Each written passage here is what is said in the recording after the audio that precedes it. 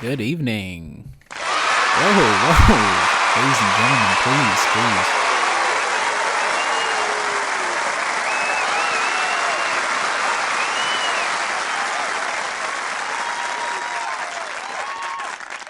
What a crowd, what a pleasure it is to be here with all of you tonight as we celebrate the nearly concluded 2024-2025 Milwaukee Bucks regular season. This evening, we'll be honoring not only the best of the best, but the best of the rest, too. The players who wowed, the players who caused woe, coaching insights which helped win games, and coaching mistakes that contributed to a loss or two along the way. From the front office to the janitors who turn out the lights at the Forum every night, every year, we relearn that these 82 games are not just the canvas upon which competitors create their artwork. They are also the culmination of countless hours of work, preparing, waiting, watching, thinking, analyzing, writing, and speaking. If you've spent any amount of time with these Milwaukee Bucks in any capacity, you are an integral part of their story. So tonight is for you. It is for me. It's for readers and commenters at Brew Hoop. It is for fans around the world who relate to the sport of basketball and the Milwaukee Bucks in their own individual way. It's for us.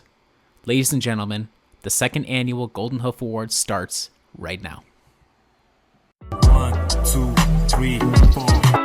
We get live right now, man. It's going down. Excited for the season. You know, we coming off a playoff win. I mean, you know, we had a couple wins.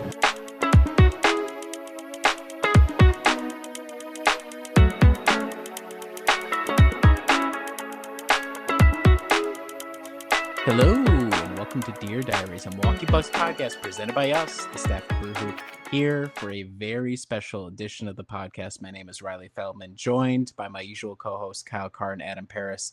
Why is this one special, guys? It's the second annual Golden Hoof Awards ceremony.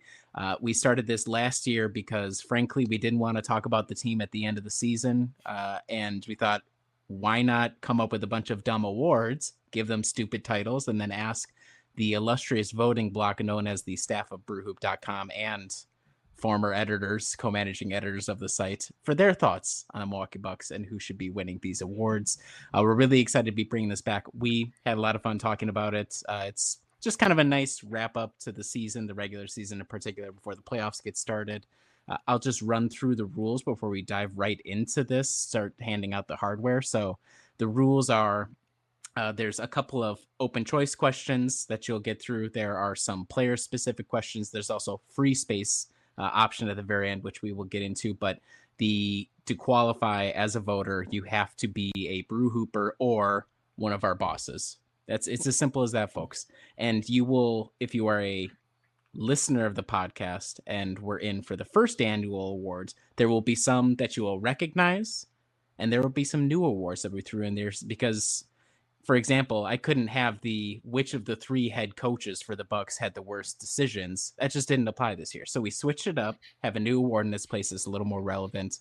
Guys, I don't think there's any other preamble necessary here. I think we can just get right into handing out the awards. What do you think? Let's do this. Okay, Kyle, take to the podium. It's I knew who to go to for this one in particular. It makes sense. I mean, if anyone's going to do this award, it's myself. So this is the AJ Green Award. And what is the AJ Green Award? This is the bench player most likely to have a starting role next year. And the winner is AJ Green himself. He is the winner. There were a couple others that received votes, Ryan Rollins and Kevin Porter Jr., which I thought was interesting, whether that means they think those two would be the two guard, or if they think there's a possible Dame trade. I don't know, but it was interesting that the only two players that got it were the backup, more or less, point guards. But AJ Green winning makes sense because there's likely going to be a gap in the two spot. And if Doc Rivers is still coach, that does give AJ Green the easiest pathway. Kyle, I got to ask, did you vote for AJ Green for the AJ Green Award? Yeah, I did. Okay. Were you wearing your jersey while you did it? You know, I wasn't wearing the jersey when I did it because I did it literally this morning, but okay. I did have the AJ Green jersey hanging up in the room. Okay. We can unpack that on a lot of levels. One, I'm glad you don't sleep with your AJ Green No, it jersey was on. laundry. That's It was good. laundry. I had to Okay. I had to hang it to dry. Yeah, I was gonna yeah. say the other saying that it's hanging up implies that you've already framed it and it's up on your wall in your office. Honestly, no, I've not put it up on the wall in my office. Okay. I still have multiple things to put up in this office. Well, okay, so make the case. The case for you is obviously he already has a contract, like of the guys who are on the list, and there were a couple of veterans. It was pretty much any of the not five main starters that we've had recently that I put as options here. Is it contracts plus position plus Doc has stuck with him regardless all season long? Is that what you're kind of thinking there? Yeah, I went with contract plus pathway because it makes the most sense. Just because the two guard, Gary Trent Jr., his contract is up at the end of the year. We don't know what's going to happen with him. We also don't know with Taurean Prince, so it's kind of like that 2 and 3 were like the two main roles that we're not sure what happens with that. So I think that was kind of the bigger answer for me. It was just kind of like right now, Taurean Prince is the 2 guard while they're starting Kyle Kuzma. Is that going to be a long-term thing? We don't know. We don't know if Kyle Kuzma is still going to be on the roster. We don't know if Taurean Prince and and Gary Trent Jr. will be back next year. So it just made the most sense to have the guy that has a contract and has Doc's trust be able to slot in a position that is wide open. So, and that's dependent on if John Horst is able to find another player like Gary Trent Jr. that has the quality to be the starting 2 guard. Adam, where'd you go with your vote on this one? I'm fairly certain I put Ryan Rollins. The memory is a little hazy, but I'm fairly certain I chose him. So rationale number 1, it's just funny that the AJ Green Award will continue to not have AJ Green in a starting role next year. That's kind of my goal with that one.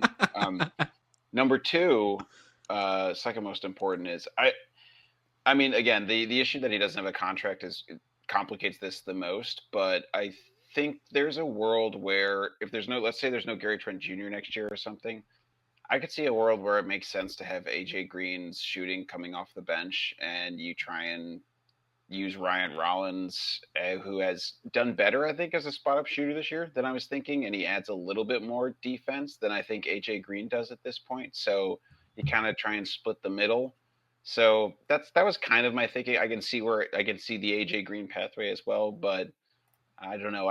I've been a little more intrigued by how Ryan Rollins might fit just because I just can't watch another season of this point of attack defense candidly. So that's kind of was my thought process there. I was also on the Ryan Rollins train for pretty similar reasons. I like we lost, so yeah, it does. So don't celebrate too much, Adam. I like the optionality. He brings a little bit more offensively in terms of ball handling than AJ does. AJ is essentially a spot up shooter and screen setter, which is fine. And depending on I feel like if Dame is still on the team after the summer, the AJ Green being a starter goes up as an option. If Dame is gone, well, then all hell's kind of breaking loose, and then this whole award might get thrown up in the air anyways. But I don't know. I felt like AJ Green was probably a good answer. Ryan Rollins is just more intriguing. Also, he's been really good, but is that contract going into free agency sort of stuff? The teams that they're playing kind of suck, and he's being allowed to kind of play through things. Kind of tough to tell. So I voted Ryan Rollins, but would not be surprised if it's AJ Green. As a comparison, this is one of the awards that did come back from last year. AJ Green received every single vote for this award, and he started a total of 6 games this year. So Nice. let's let this first award be a warning that past results in the Golden Hoof Awards do not guarantee future success or future results. So shout out to you, AJ Green. The other guy, Kevin Porter Jr., very similar.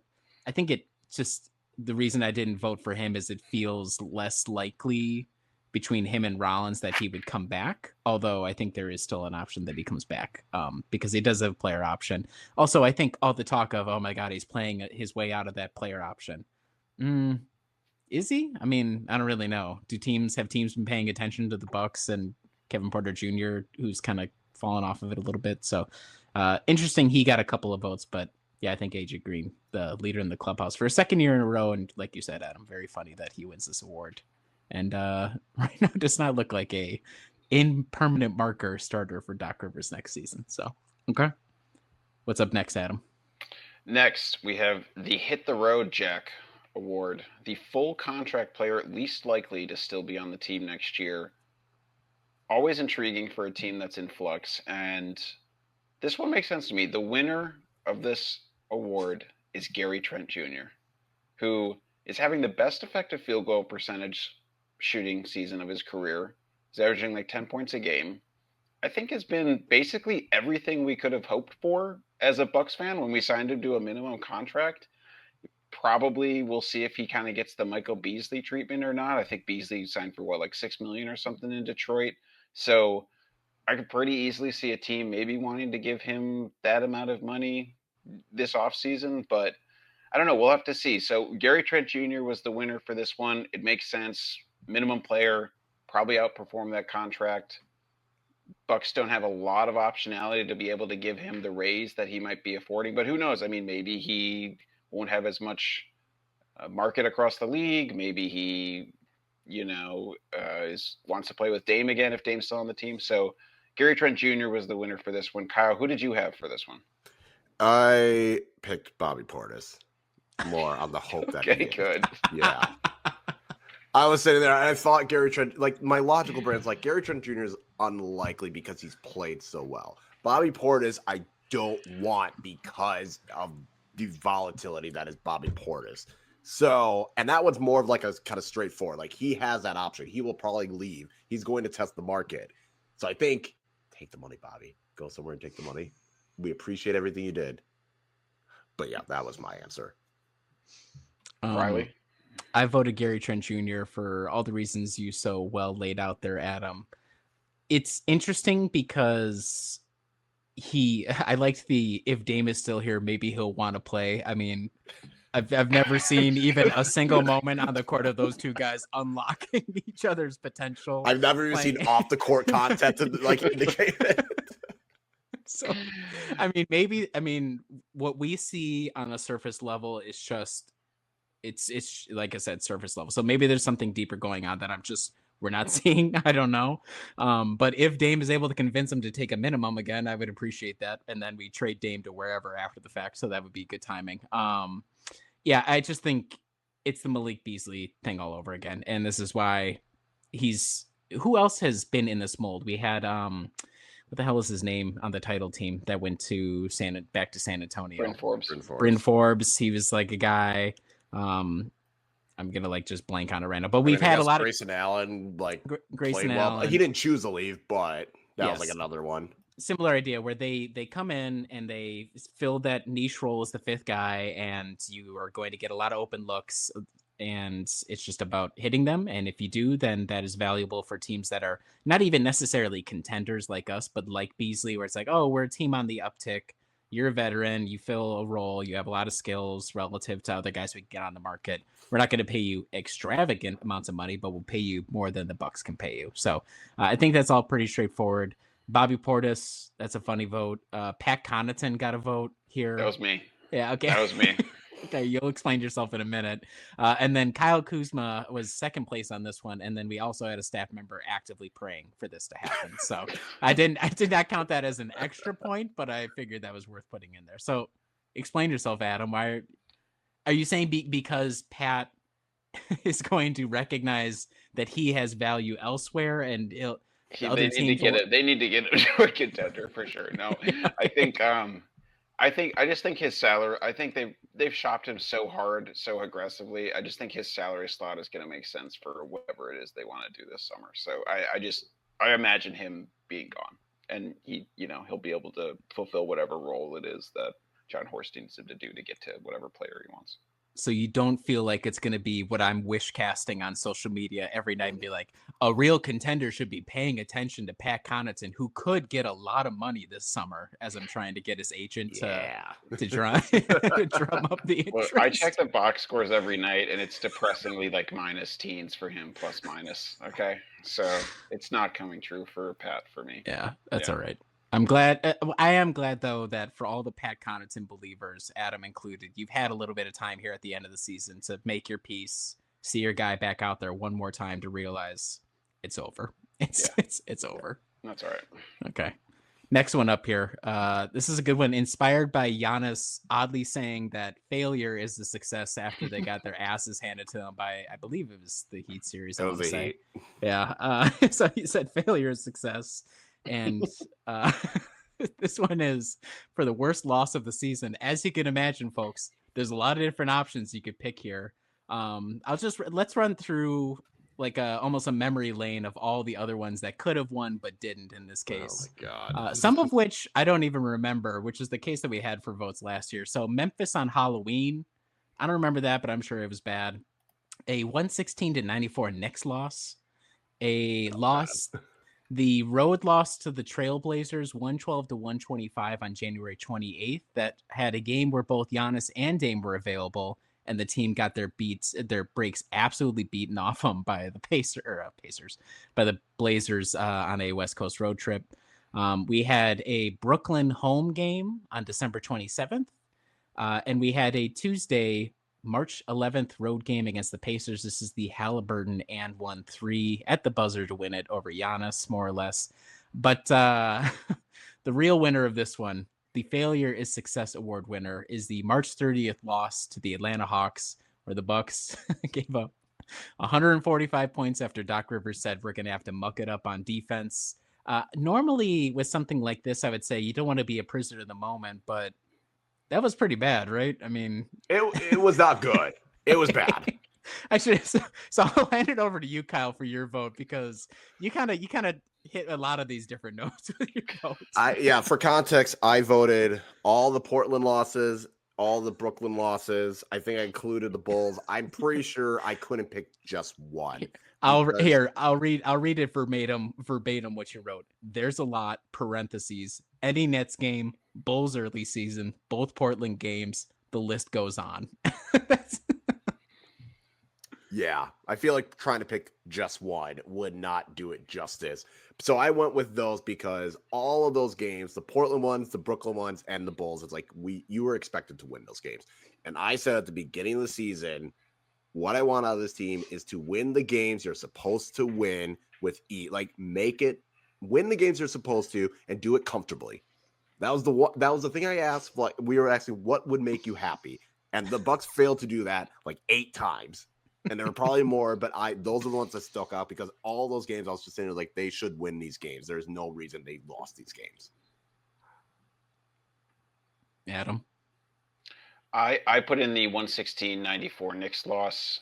To me, that was kind of canary in a coal mine, and that was about it. Was that the one where Brunson like went for 40 or 50 or something, or was that the Cat game? Was there a separate Cat and Brunson game, or was that like the really big Brunson game? I'm pulling it up here. Okay, Brunson. I just remember the game was it was like close in the first quarter, and then it just got down 25 at halftime. This was the Cat game. Cat had 32 in that game, and yeah, we had all our players. It was just like we can't if we're not going to be able to even hang with this team at this point. And I don't want to. Obviously, you don't want to overreact at that point, but I mean that's what it looks like now. That game was bad. So yeah, that was my vote. I voted for that Portland road loss, affected by the fact that I had to cover it for playback. So I'm already up at 11:30 p.m. Central for the stupid game. And they just look so bad. And it was a classic Doc Rivers performance where the game was so out of reach deep in the fourth quarter, and we were still playing our starters for some reason. It was really, really tough because I went into it hoping we would get the redemption for Dame. He'd at least get the final shot instead of Brooke. There was no final shot to be had. The game was over after, I think by like halftime, it was pretty much over. So I think that's such a good point, Kyle, to bring up. What would make you happy? And your answer being just beat the bad teams. That was for people who participate in that exercise, 80+% of people saying win the games you're supposed to. That was what would win road games with somewhat higher frequency than you did before. And the team did not, really respond to the challenge based off of the bevy of responses we got for this. The Knicks are good this year, but everybody else, all the other votes were pretty much bad teams, or the Pacers, which is annoying in its own way, and they should not. The Pacers one was just annoying because of how it happened. Yes, yeah. Like if it was like, oh, Halliburton hit the 3 and that was a buzz beater, that'd be one thing. But it was like you hit the 3 over Giannis. and it's the and one, and it's Halliburton doing it. It's like you just keep adding to it. Yeah, that one. This is a fun one. I'm trying to remember. I think. It was the Grizzlies one last year. Is the winner of the award from that was awful. Going that away. Was bad. It was so bad that Adam was able to reference it as part of our taking a temperature of the team where we're at. The Wolves victory versus the Grizzlies loss. We were so young and stupid a month ago. All right. Next award. Who's up next? That would be me. And the nice thing is we're going to go more positive. And this is going to be the Success is Actually Success Award. We had this one last year as well. I don't remember who won it, so Riley will have to double check on that. But the winner is the NBA Cup Final against Oklahoma City Thunder. I did vote for this. I thought that was the best performance. When you beat arguably the best team in the league, and Milwaukee has not done a good job of that. If you look at the top of the West and the top of the East, there's not a lot of notable wins, especially against the East. They didn't beat any of the top three, but it was just a convincing win. This was also like, maybe the team has figured it out. Maybe things are turning around. Like there is more optimism. It's a trophy. They got a trophy. So, hey, you can't argue with winning a trophy. So I think all of those factors is what made me choose it, just because of the quality of the opponent, the way it was done, because it was kind of one of those where even though Oklahoma City was shooting terribly in the first half, there's that part of the back of your head is like, okay, they're gonna eventually hit their shots, and how does Milwaukee respond? And they did it, and Milwaukee did not take their foot off the gas. So it was just a comprehensive win. And when you can add a trophy to it against arguably the best team in the NBA, I think that was the winner for me. The others that got votes were at the Kings on March 22nd, and the quote, "The only joy this team has given me this year." There's also, yeah, there's also beating the Wolves. Yeah, okay, yeah. I figured it was one of you two or Mitchell. So the other ones that got votes was the Wolves on the road. Wolves on the road without Giannis or Dame, and then versus Miami on the 24th of February. I don't really remember much about that, to be honest. But Adam, which one did you vote for, and what was your reason? I was with you, Kyle. I went NBA Cup Final. I was just, you had stakes, you had the team playing well, you blew the doors off a team, which I mean barely happened this year ever. So to have that happen against a quality opponent, and for all the other reasons Kyle said, that one was a pretty easy win for me. Yep, agreed. Same for me. Layup. I liked the marquee events that Adam Silver's trying to make happen. I hate. All of a sudden, my team's in it. I love it. I can't wait to watch it. And then we did Adam Silver a real solid and made sure neither team would score over 100 points. It was, I think, what was it, like 94 to 86 or something like that. It was a low scoring affair, which is awesome. And I love the awkward crowd celebrations because it's just random drunk people stumbling in off the strip who are like, what the hell's going on here? Oh, isn't that Damian Lillard's a Milwaukee Buck? A lot of people found out that night that Damian Lillard's a Milwaukee Buck, which is a great thing. I will say as well, last year's winner for this award was also a win over the OKC Thunder. It was after the trade deadline. It was, I want to say early March, and the team beat the Thunder in Oklahoma City, and both teams were pretty healthy for it. So I remember my Monday morning media roundup title the week after being champions of the Western Conference is what I wrote for the Bucks. Yes. And then it did a really good job following it up for me. So apparently beating the Thunder, which makes sense. Best team in the league, and the team has been able to beat them. At least this year it was the Cup, but still matters. And yeah, it was a lot of fun. That's a good one. Okay, I got the next award here. And I am thrilled to be presenting this award. The Golden Oldie Award for the player aged 32 or up who had the best season relative to expectations. I think we all know the winner here. It's my favorite, Brook Lopez, 37 years old. I want to tell you guys something. He's averaging the most assists he's ever averaged as a Buck, 1.8. He's averaging almost his highest effective field goal percentage this year. 13.1 points per game. He's played in 76 games this year. This guy is insane. I love Brook Lopez so much on the Bucks. I can understand why people get a little frustrated, Riley. But here's the thing. If people were a little upset when Bobby Portis was out, I can't even imagine what would happen if Brook was out, and I'm scared for what the team's going to look like if he's not on the team next year. So shout out Brook Lopez. Damian Lillard was the only other one receiving votes. Riley, who did you go with? This one, and it pained me to write this one in. I also voted for Brook. Very funny. Doc Rivers really cracks me up, man. He looks at his roster. He says, okay, he goes on Basketball Reference. He looks at his roster. He does reverse order by age. And he says, if you're at the top of the list, you're playing more minutes than anybody else beneath you on the list. And so Brook, I have to assume, probably has to be, I know Kuzma has played a lot of minutes, but in terms of full season guy, has to be the third highest minutes per game of anybody, right? Like it goes Dame, Giannis, then Brook. And he's old as hell, and he's still doing it. And he has lost a little bit of a step, but there are nights where he still very much has it. And he still has me wondering, are those misses because he's lost a step, or is it really because the perimeter defense is that bad? And that's a credit to him, that the fact that I have to be like, he's probably still effective. It's just the perimeter defense isn't as effective as it once was, in addition to him aging. So complaints about shot selection and everything aside, he's continued to be an Iron Man. He's Mr. Reliable. You know exactly how he's going to play, what he'll bring on both sides of the floor, and everybody benefits. So this was an easy one, shockingly, for me to vote. And not that shockingly. Pretty easy, because the other options were like DeLon Wright. So Diabolical, by the way. Absolutely diabolical. And I'm glad nobody voted for him. So Brook Lopez was my vote getter on this one. I voted Dame. And I voted Dame because I feel like we knew, and I think it's the relative expectation part. I feel like we all knew Brook was going to give what Brook did what we expected him to do. And the fact that he's still able to do it is shocking. But I feel like the feelings and like optimism towards Dame was at an all-time low going into the season, where I was just like, he's not gelling with Giannis. His shooting wasn't that great. It just felt as though, obviously there's all the off-the-court stuff that was happening with him last year, but it did feel as though, like, yeah, the injury at the end of the season, it felt as though this was the lowest. And I said last week, like this, I feel like this was a more consistent Dame.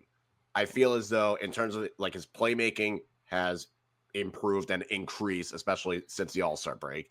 His shooting, I feel like it's more often than not, he has a at the really solid shooting game. Like he's still going to shoot a lot of threes. So his numbers are going to make it look like, percentage wise, it's not great, but I feel like there was a lot more games where Dame, you could rely on Dame to give you a good 20-something points, 7-ish rebound night. Not 7-ish assist night. And I think that was an improvement. And Adam and I talked about it, how the side pick and roll with Giannis, there was something there. So I think he just did a lot better than if you had told us, like, this is what Dame's going to do for you this season. I think we all would have walked away like, oh, perfect. Like, this is great. We're seeing this version of Dame that we traded for. So how much better did the team do? And it's like, actually, they did worse. So that's why I voted Dame. Like, I think just the relative expectation, I think we were so low on Dame in context that's why I voted for him. You're not alone. So Dame got 3 votes. Brook got 5. So it was not a massive difference. There was a lean on Brook. I think the other thing for Dame, too, is not that he was consistent throughout the entire season, but he picked the defense up very early on in the season. You could just very easily look at any given play, watch him, and just see him totally blow the play. And he's still not amazing, but he does give a lot more effort prior to, obviously, the DVT diagnosis. And I think he kind of picks it up in particular when Chris came back, because it would have been tough to have both of those guys out there as turnstiles playing next to each other. Perimeter defense already on the ropes. So I want to give him credit there. It's not like he's amazing. He's still easily the worst on-off defensive rating guy on the team. Him and Gary Trent are buddies in that regard, but I wanted to give him credit for that too. And in addition to the consistency offensively, the defense was better than it was last season. So I think a worthy vote getter. The other options here would have been Pat Connaughton, LOL, DeLon Wright, and Chris Middleton. So I guess it makes sense that these are the guys here. So, okay. Going from oldest guys to youngest guys, next award here, the Kids Are All Right Award. This is the best season from a player with 2 or fewer years of NBA experience. Possible ones you could vote for here: AJ Green, Andre Jackson Jr., Ryan Rollins, Chris Livingston, Tyler Smith. Could have put AJ Johnson for the Lols, but I didn't, or the two-way guys, but I knew that Jack would vote for Stanley Amude, so I didn't want him to ruin the vote pool with that. The winner here, with 6 out of the 8 votes, Ryan Rollins. I voted for Ryan because, and I should have added in here, this is my bad as the quiz master. Relative to expectations, it would have been fair to put this here. So Ryan Rollins, and I think people probably voted along those lines anyway with Rollins getting this one, but two-way guy, they signed at the end of last season. He was with the Warriors, didn't really have any sort of breakthrough. He obviously had the issues with the Wizards. So you're like, I don't know. He's young. He's kind of rangy. Maybe he's got some potential. And it's been so rare for this team to have two-way players who play well enough and are young so that they actually have potential and maybe something longer of a career here. And so for him to go from, oh, okay, that's a nice, interesting late season signing to, oh, he can be a spot starter, or, oh, look, he's defending, he's got defense, he's doing something a little bit different from any of the other guards. And he had the shoulder injury, thought maybe the season was over at that point, fights through it. He says, I'm not getting surgery. He's had this great couple of weeks here. I think it's just impressive. So shout out to you, Ryan Rollins. I voted for him myself. And I thought it was pretty easy vote on this one for me personally. How about you, Adam? Where'd you go? I had Ryan Rollins as well. I think you kind of said everything that I would say about him. Kyle? I said Ryan Rollins because I don't think AJ Green technically qualifies for this award anymore. Oh, yeah, you're right. 3. So that's all I was like, I can't vote AJ Green. He's been this is his 3rd season. So I went with Ryan Rollins as well. I think all the stuff that you pointed out. Yeah. The AJ got the 2 votes. I think, and 2, like, all things considered, AJ had a very consistent season to what he did last season.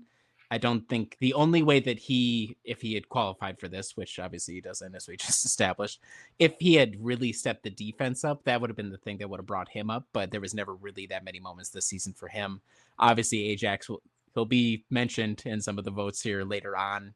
A little too chaotic to be a vote getter here. Kevin Porter Jr. has been in the league too long, and then Chris Livingston, obviously horrible. Shout out to me and all the other people in the preseason polls saying he might be the guy. Keep an eye out for Chris Livingston. We were wrong. And then Tyler Smith, pretty much a nobody at this point. So, yeah, makes sense to me. What's this next one's good. I'm glad. I'm really happy we're getting to this. This is some bullshit. That's all I gotta say. The Ball Knower Award. That's not the part that's annoying me. It's the best coaching decision made by Doc Rivers this season. Feel like I was set up for this. But the ones that receive votes, and I feel like it's going to be, you'll notice a trend. So one of the things that receive votes, the shooting guard minute allocation. The other was keeping Kevin Porter Jr. as a reserve. There was removing Andre Jackson Jr. as a starter. There was sticking with AJ Green. And also getting 32.1 minutes a night out of 37-year-old Brook Lopez. But the winner, surprisingly in this move is the winner, but also it makes sense, benching Gary Trent Jr. I did vote for this, so I will admit I give Doc credit. I figured Gary Trent Jr. had struggled badly that first month. And then when he went to the bench, it kind of felt more of like, okay, get yourself right, and then he'll be back in the starting lineup. And he did get better, and he has continued to be really, really good since that benching. But he has not gone to the starting lineup. Even with the Kyle Kuzma acquisition, you would think, okay, maybe he goes to the 2 guard and Taurean Prince would come off the bench. But he's come off the bench the whole time, and he's been really, really good. I wonder if he's going to be eligible for like the 6th man of the year. And I think he probably should. He has been, again, fantastic all season. His shooting percentage has been great. In games that Giannis or Dame, if one of them is out, he seems to be that 3rd guy that's able to contribute a scoring punch. So I think it makes sense. That's why I voted for him, was just the fact that it seems to be the one thing that Doc went with, stuck with, and it has really paid off throughout the entire season. I think, like you said, Kyle, there's kind of a trend here, right? One of the issues with the Doc Rivers experience this year is that the the thing that he seemed to tinker with the most, that was most visible to us as fans, I think, is basically the shooting guard. So he's like, well, let's try this, then let's try that, then let's try this. Gary Trent Jr. happened to play better once he went to the bench, so then that's a good thing, and that's why I voted for that as well, Kyle. And I thought that move really did pay off this year.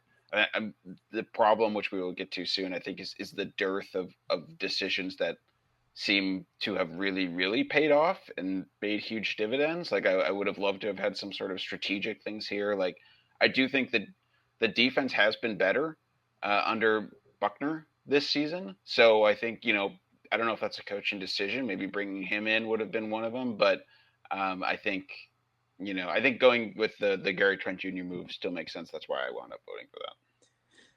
It was a little bit of editorializing on my part to say benching Gary Trent Jr. Whereas more so, I think other people said, having him come off the bench, which is truer because it's not like his role has changed massively. He still plays a high number of minutes. It's that usual, it only matters who's in at the end, not necessarily who starts. And that applies for Gary Trent Jr. I think that's an interesting point, though, Adam, where none of these moves, even the ones that just got other votes, nothing here stood out as, that was a true masterclass. That was something I really didn't expect, and that changed the trajectory of things. And part of that is the roster that Doc has to work with, and part of that is on Doc himself. And we don't have a strategic change like we did last season with the defense, where, the defense just sucks. And the players are going to come to Adrian Griffin and say, we really need to change the defense. Adrian Griffin listens, and then it changes. It improves a little bit, not massively, but at least you have a strategic change there. And we just haven't seen that with the team. There's not really small ball lineups with Giannis that they run all that often. Trying to integrate the 3 trade deadline guys. It's more so throwing them out there and they get usage.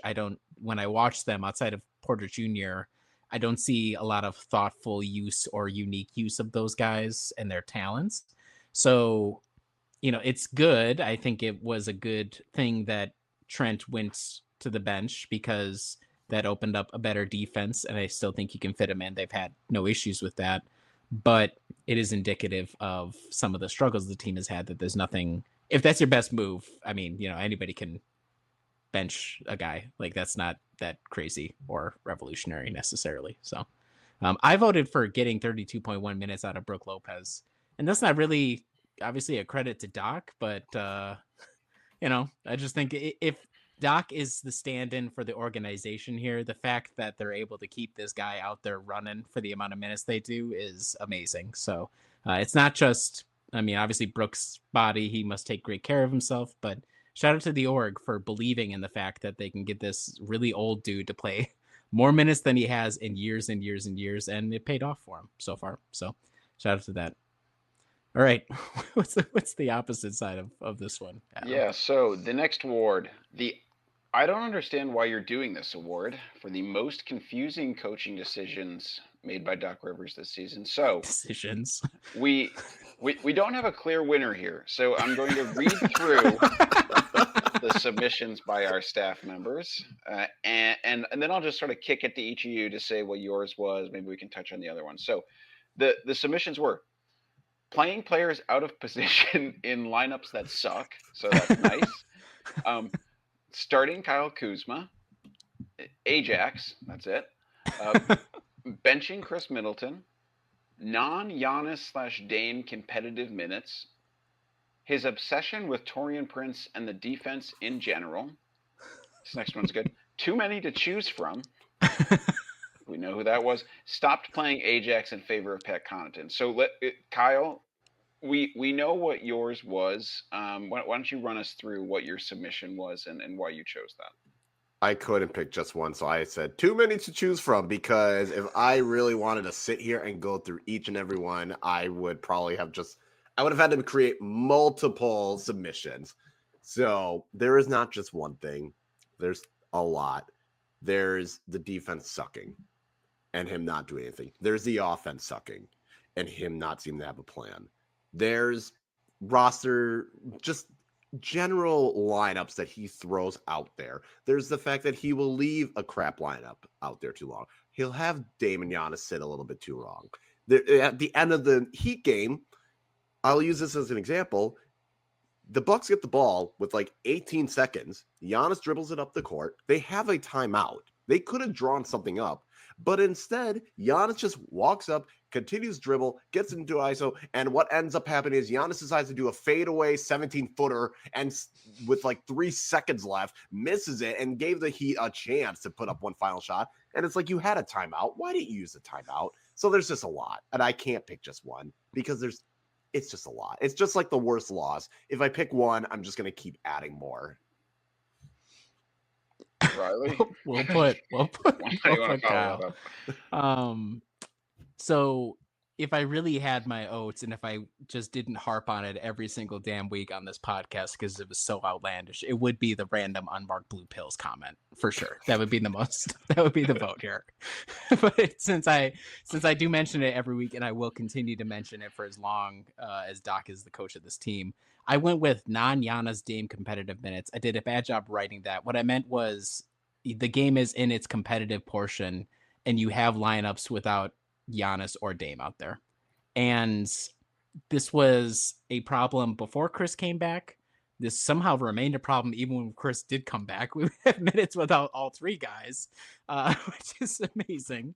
And it's just been a weird thing all season. And it's very funny watching from home because you'll get through a stretch and you'll go into the fourth quarter and you see the lineup that goes out there and if you're on playback, you're talking to the other guy, or you're at home, you turn to your significant other who does not care, and you say, "Man, these not the non-Giannis Dame guys really got to step up right now." And it's just a dicey thing, especially with the number of minutes that Giannis and Dame do play. Really, we can't carve out a little bit better to have stretches. I'm sure there will be times where you'll have a 2-3 minute stretch where they're not going to be out there. Okay, but sometimes they get in there, and then Doc would be like, "They're kind of flowing." And just leave them out there. It's like, oh, I don't know what we need to do. I don't know about flowing.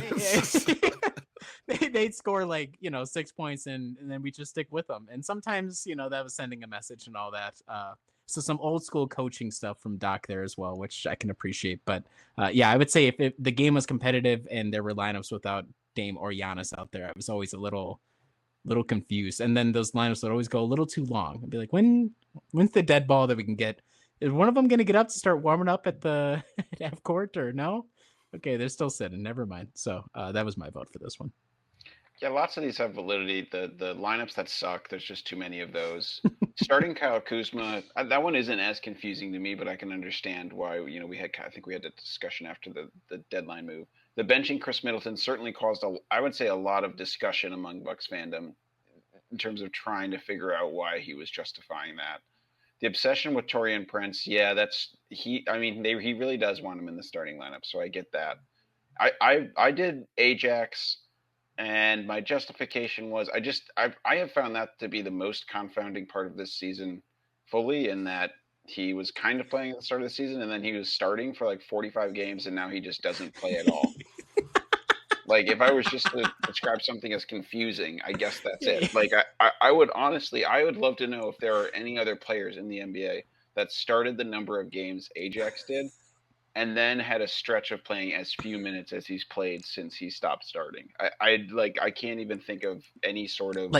Like the highest ratio of starts to DNP-CDs. Yes, that would be a great way to measure it. Yeah. Like, even in tonight's game against the Pelicans, there is no Giannis. There's not even Pat Connaughton. They're playing Pete Nance 14 minutes, and Ajax only had 6 minutes in this game. Mm-hmm. That is what's so confusing, right? And maybe it does not strike me that there would be something weird going on behind the scenes, because he's like the most vocal cheerleader on the bench every game, and so who knows? But that has just been totally confusing to me. I still feel like there could have been some way to carve out a role for him. And again, I didn't think his defense looked as good this year as it did in the past. And he was wild offensively, but having to watch what Kuzma's doing, I don't know. I could have stood for 3 possessions of Ajax, who at least gets out in transition and would do some stuff. So I don't know. It seemed really weird to me that you can't find a spot for him. And so instead you're kind of relying on basically no other wings, or if you have a wing to come off the bench, it's basically KPJ and praying that he's able to not screw up defensively. So I don't know. I found that to be really confusing this year. I don't know. We'll see. Weird stuff by Doc. Honestly, I'm not even upset with the Torian Prince one because at least Torian Prince is playing well. So I can't like fault him for wanting to continue riding with Torian Prince, who has overall done what has been needed. But it is also on Doc that he keeps throwing him out as a 2-guard, and he is not a 2-guard. Yes. The weirdest part about the Ajax situation is somebody voted earlier on another question for AJ Green or sticking by, or I think it was literally just the last one, playing AJ Green even through mistakes was a vote that got for like good coaching decisions by Doc. And there was a stretch there where the defense with Ajax as a starter got worse. It got worse. And yet Doc stood by him more or less. The minutes didn't really drop. He stayed out there as a starter. And then I don't remember if it was a real injury or one of those fake injuries. Oh, he's injured. Wink. This is an easy way for me to pull him from the starting lineup and just makes life easier for everybody. But we pulled him and then we just never saw him again. And it also points to one of the issues that we've talked about the past couple of weeks in my offense articles a couple of weeks ago, how infrequently they operate in transition. And how strange that is now that they have Kyle Kuzma, who John Horst is on the record saying, we got him because we think transition will be important and something we can do in the playoffs. But you got to do transition you have to like do it then. And they don't. And so you have Ajax who could do it. You have Kevin Porter Jr. who has gotten in trouble because he wants to get out in transition. And none of his teammates are expecting the team to say, oh, this is a good transition opportunity. You have Giannis on the team, and we just don't. So it's strange because you have personnel in place. I bet Gary Trent Jr. running and then pull-up jumper 3 in transition, that's probably an option that could be out there. They just have really never explored it, which is really interesting, strange, especially with how many different tough spots the offense has been from time to time, and they just never thought to mix it up. I know Ajax is annoying. Even if he gets it in the paint, he's not going to like try to take a shot. That's aggravating. I agree, but he can be the connector guy. As he's the reason why he was one of the main, young guy who could have a big impact in the rotation. Everybody knew his offensive weaknesses, but he's a connector guy, and it just never happened, which was very strange. So I think, I mean, there were so many different votes here, and like Kyle said, too many to choose from is the actual winner. But if you were to pick one thing, the Ajax decision and where that fits in with all the other strategic stuff around it, it is confusing. It is very strange.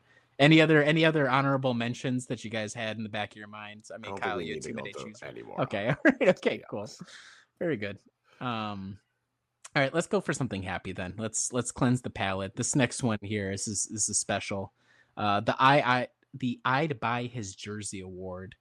Player you most liked watching this season in the non-Giannis category. Winner here, very late season charge from this guy. It would be, where's it at? Damian Lillard. Never mind. I've got confused because I was thinking of who I voted for myself. Damian Lillard won this one.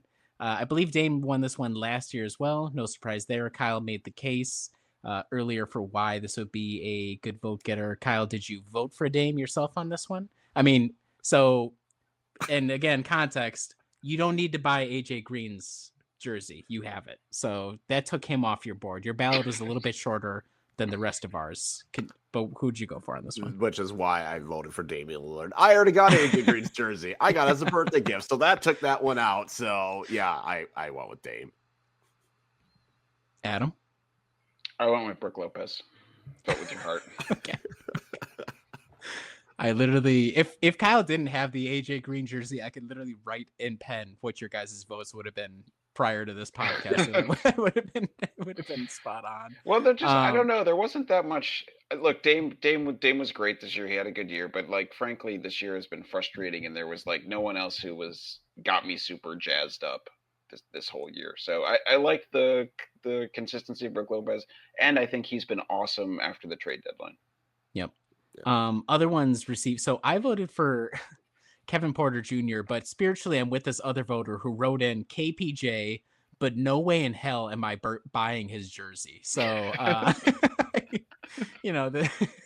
spiritually I'm right there with you. It's a tough look to be out and about rocking the Porter Jr. jersey so far in his young Bucks career, given everything. So, just the stupid. He's almost like been a Bobby successor, not in terms of getting the crowd riled up, but just instant offense out of nowhere to kind of get the team through a tough spot. He's had games where he more or less did not win it by himself, but really kept them in it. Last great night, play. basically. Last night, I mean, last night in overtime, it was pretty much him. Yeah.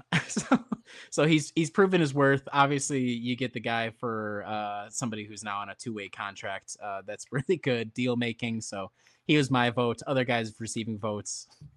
I don't know who voted for Jericho Sims. Not Somebody me. voted for it. I will say it was not me. Not just Jericho Sims with an exclamation point. So shout out to whatever staff member is really excited there.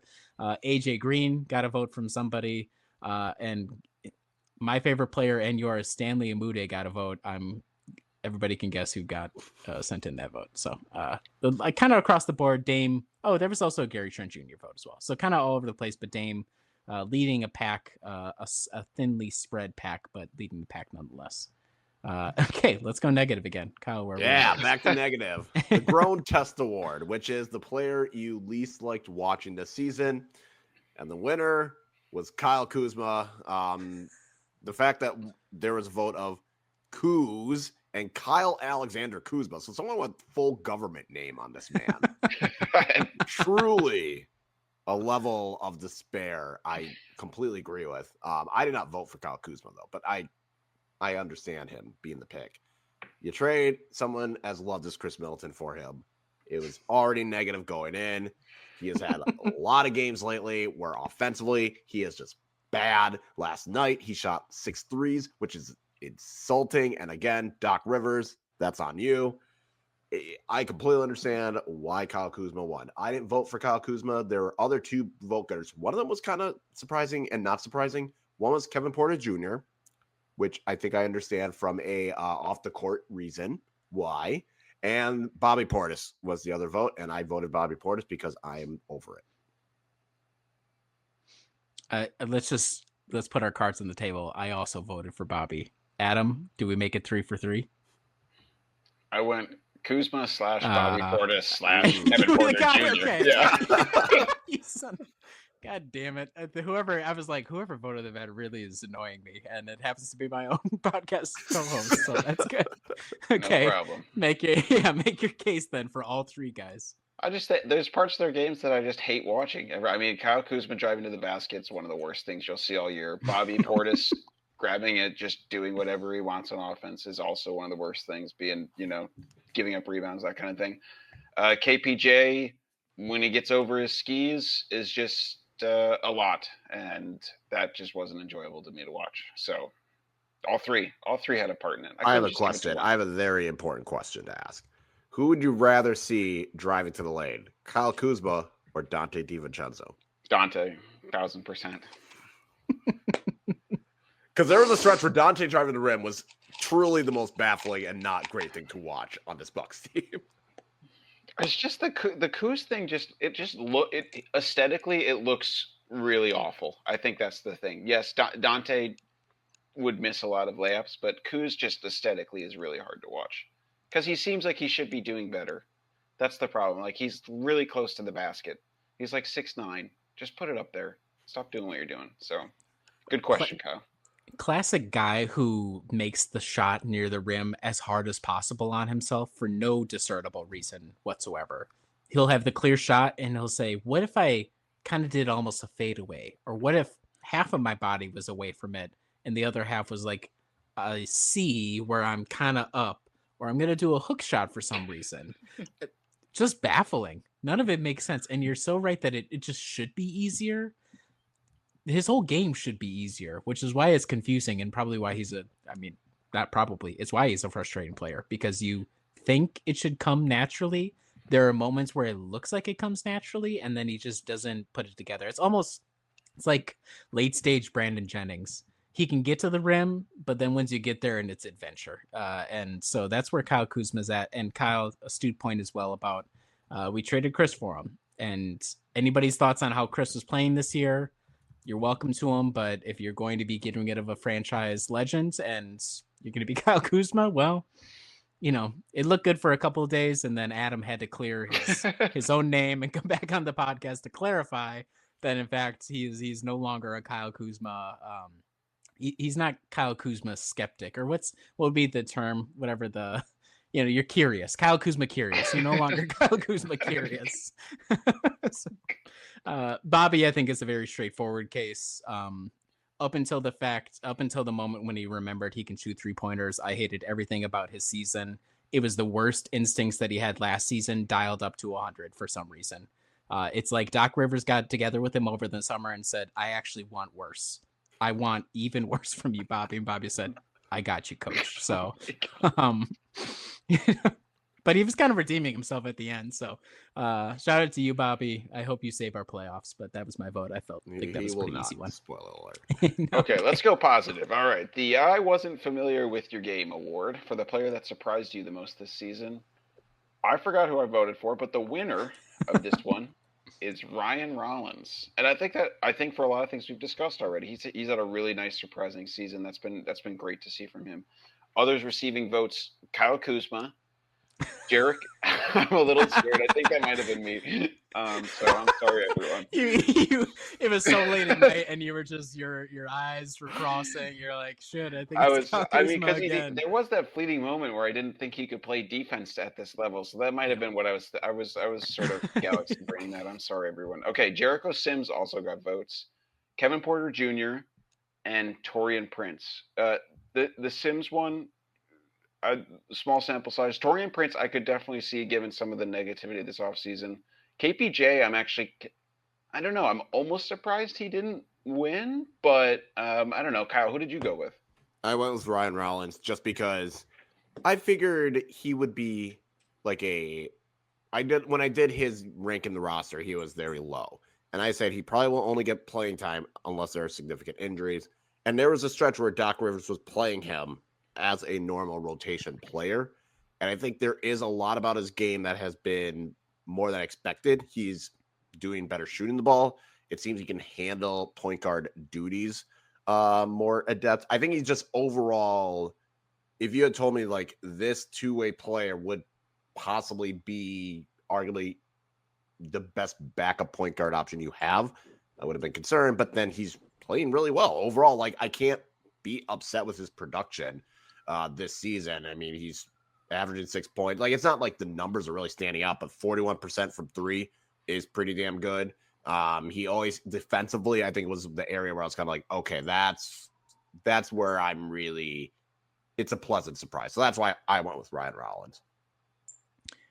I also voted Rollins, straightforward across the board here. I think we're in a real danger spot, like with AJ Green last year, where we're over-indexing things and maybe seeing too much there that might not fully be there. But if there is a lot more there, then the team is in a really good position. So I think that's obvious. If I had to pick a second one, though, it would be Torian Prince, because like you said, Adam, negativity, I wasn't ever really negative on it.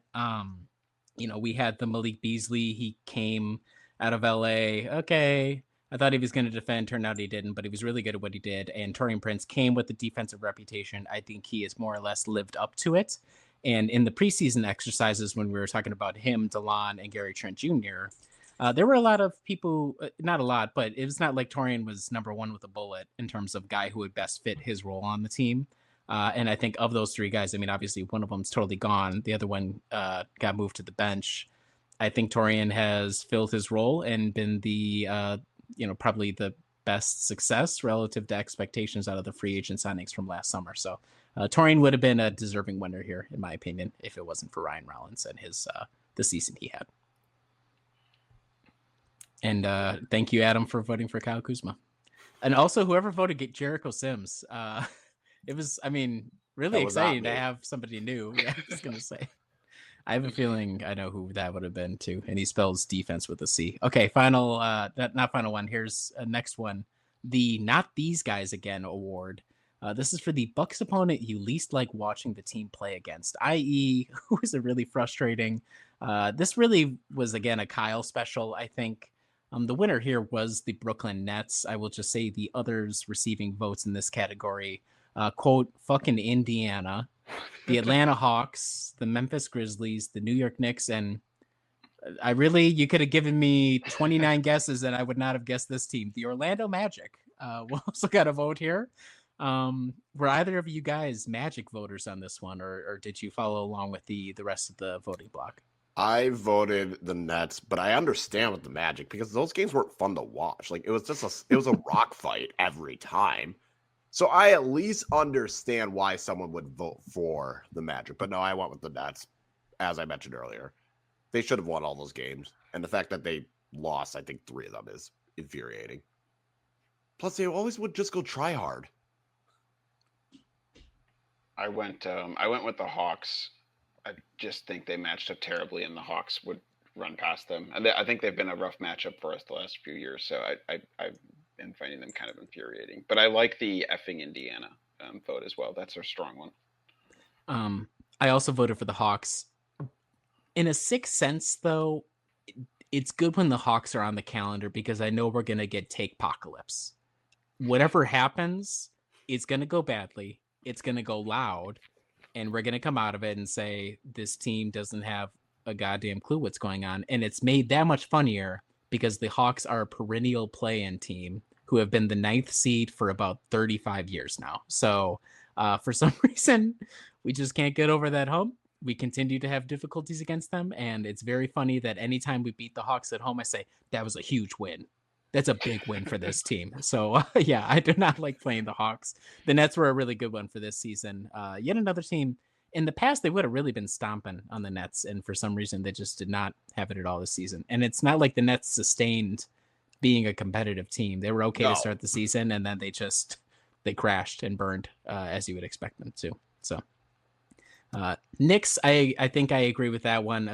Kind of similar. It's like we just didn't really have the matchup there. Magic, you're right, Kyle. Neither team great offensively. They were kind of rock fights. The Grizzlies, they weren't too bad this season, I didn't think. But I think that's maybe a hangover from last season where it was really bad. And then the team's performance was not amazing. They always kind of struggle against like Jaren Jackson Jr., I should say. So, okay. Final one, and yet again, very funny. Who's handing this award out? Kyle, go for it. This is also bullshit, but the Exec of the Year in my heart award. This goes to the best move by John Horst. It is ironically John Horst cleaning up his own messes. One of the votes someone that received votes was trading DeLon Wright for Jericho Sims. But the overwhelming winner with 87.5% of the votes, trading Marjon Beauchamp for Kevin Porter Jr. And I fully agree. That is what I voted for. When you trade a guy that had absolutely no future with Milwaukee, they had declined his option. He was going to be gone one way or the other. And to somehow flip that into not only a player that is young and productive, but someone you might be able to have for next year. In terms of trading absolute garbage for garbage in a different sense, it's a good win for John Horst. So I also picked trading Marjon for Kevin Porter Jr. I think it made sense that a lot of people voted for this. Did one of you put trading DeLon Wright for Jericho Sims?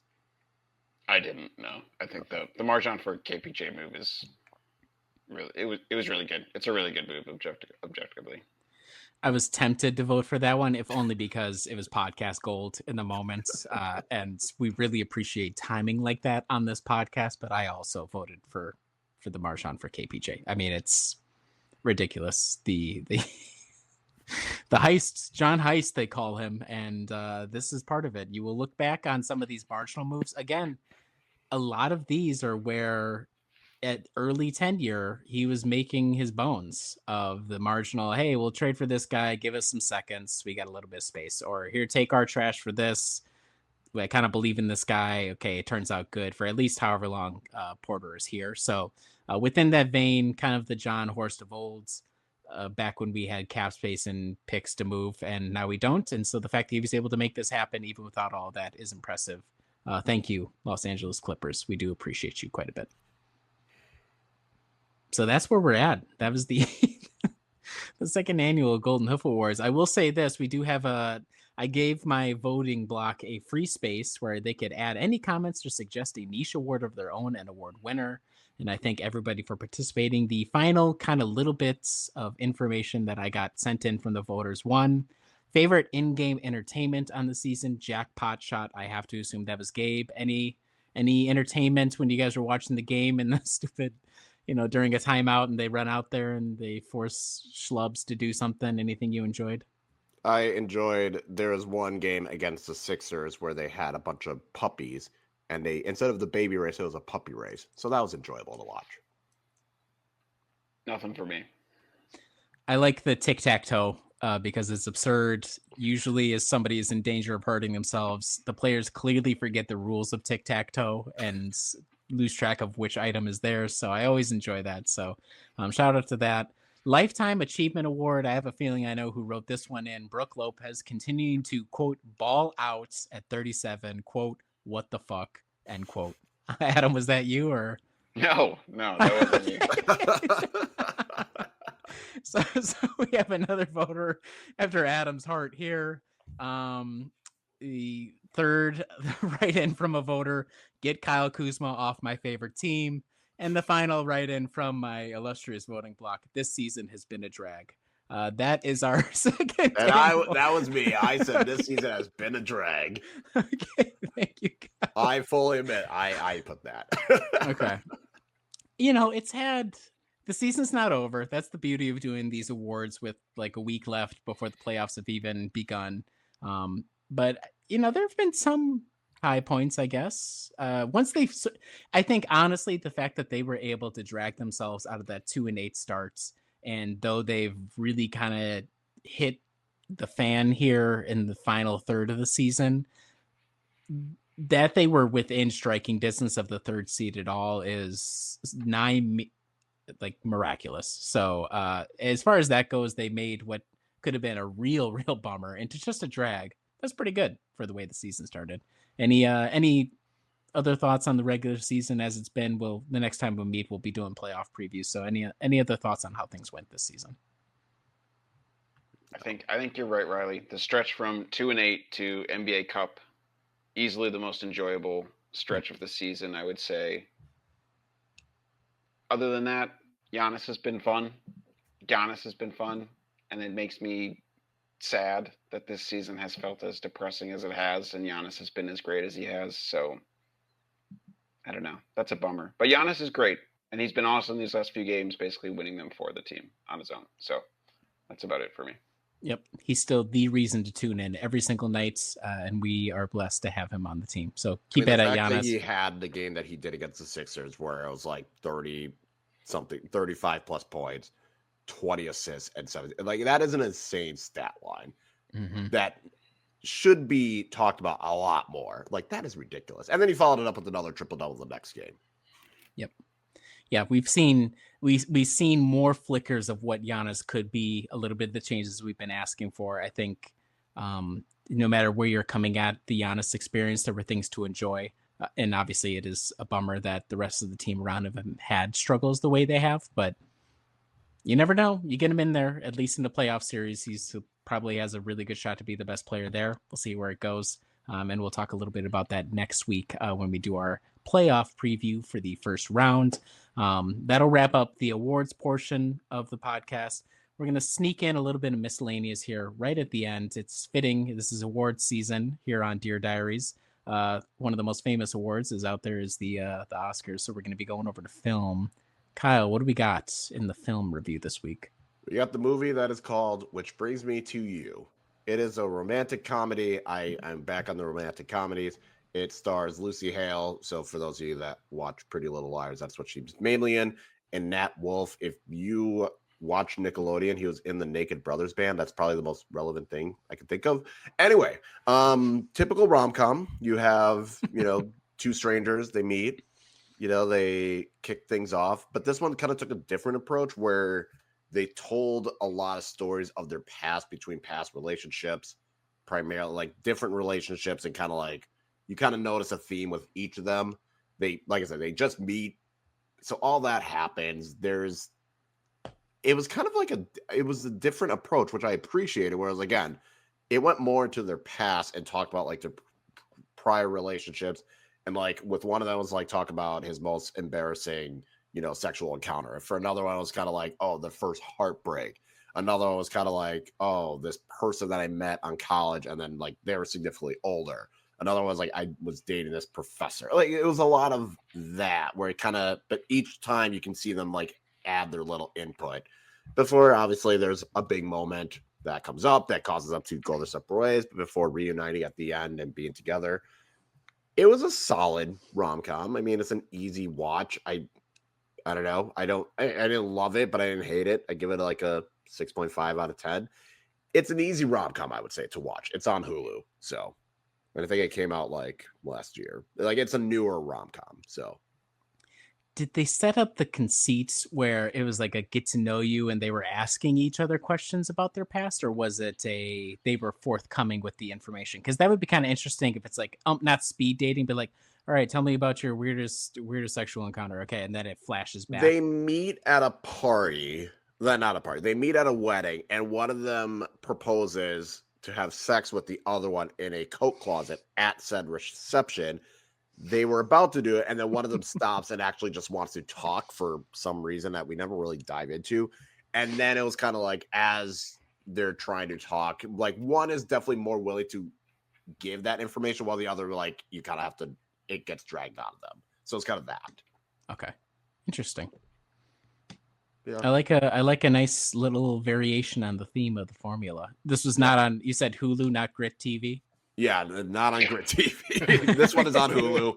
Like I said, it's like it's not one of the greatest rom-coms, but it's also like you can watch it, go through it, and you're like, that was all right. Yeah. Okay. Beautiful. I love it. We're going to wrap it here with the final set of weekly predictions before the playoffs. 4 games. The 5th seed is on the line for your Milwaukee Bucks. 3 of them at home will start on Tuesday versus the Timberwolves, Thursday versus the Pelicans, Friday at the Pistons, and then the ultimate game of the season, Sunday versus the Pistons. The Bucks right now, I believe, are a half game ahead of the Pistons and 3 games back of the Pacers. One game ahead of the Pistons, just because the Bucks did win tonight. Okay, 1 game ahead of the Pistons, 3 games behind the Pacers. Okay. So that's where they're at. It kind of comes down to securing the 5th seed, more or less at this point. Adam, predictions on the week. What do you think? I'm feeling 2-2. T-Wolves have been playing too well. I'm not feeling great about that game. I think they'll beat the Pelicans, who really want to lose, and then split the series with the Pistons. Kyle? I'm going to go 3-1. I think they take the game off against the Pelicans. I think they lose that one, but they do get the 2 again. I think they're going to focus, because it's the back-to-back on Thursday and Friday, I think they'll focus more on the Pistons game than the Pelicans. So I'll say 3-1. But I do think they get 2 of the wins against the Pistons and beat the Timberwolves.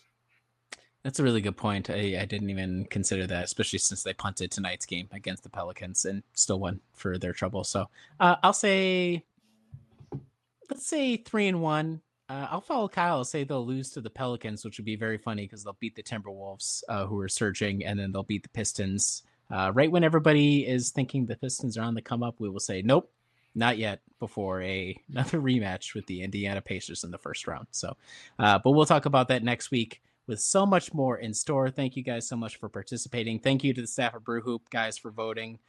Really appreciate it. This is a fun exercise. I hope we continue to do it every year and find new and more absurd awards to vote upon. Read everything over at brewhoop.com.